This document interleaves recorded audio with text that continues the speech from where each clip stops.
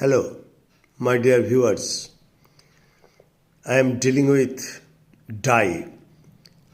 Die of a disease.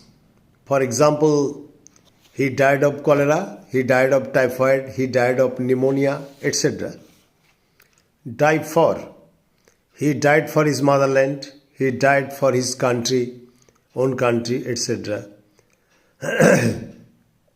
Die from. You can use die from.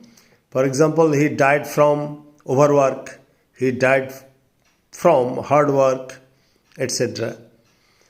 And by. Die by poison. He died by poison. So, four prepositions can be used after die and get prepared for your WBCS preliminary and West Bengal School Service Commission Group C. Like, comment, share and subscribe my channel and easy step to English grammar.